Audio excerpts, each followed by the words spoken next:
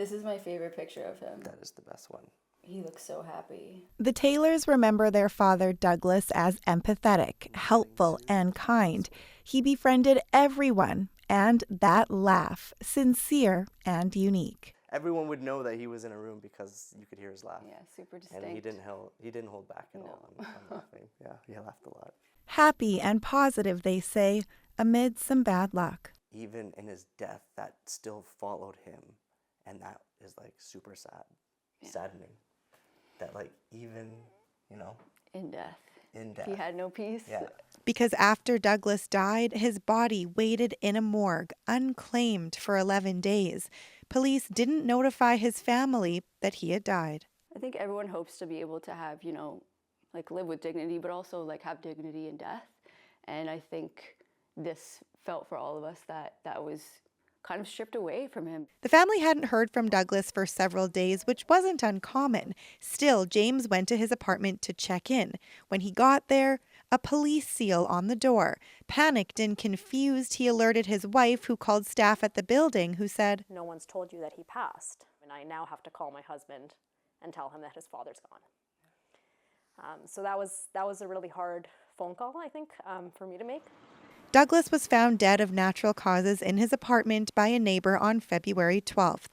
A Toronto police report shows officers had James and Christine's names and cell phone numbers and ran them through internal databases and an online business directory in an effort to find their addresses, but nothing came up. Then, it appears, they stopped trying to track them down, never once picking up the phone to tell them what had happened or make arrangements to do so in person. It just felt like he was sort of disregarded and left to the side. Toronto police said in general, death notifications are to be done in person, but sometimes they are done over the phone.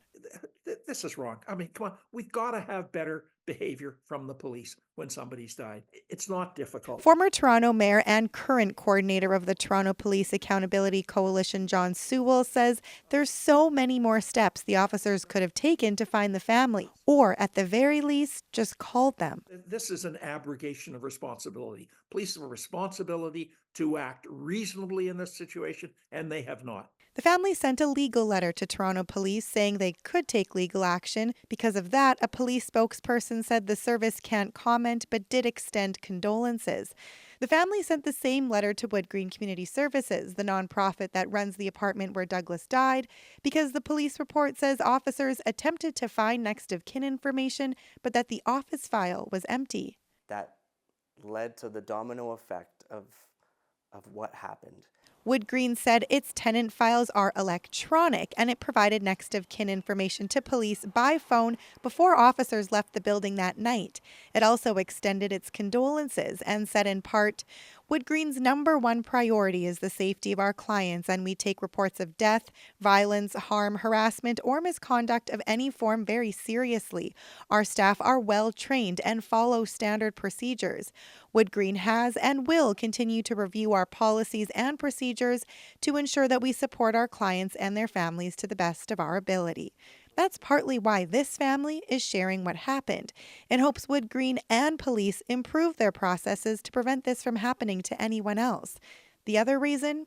To honor Douglas. He cared a lot about the people around him, even strangers. And I think we're trying to, in our own small way, pay it forward. Hoping to turn their grief into something good. Angelina King, CBC News, Toronto.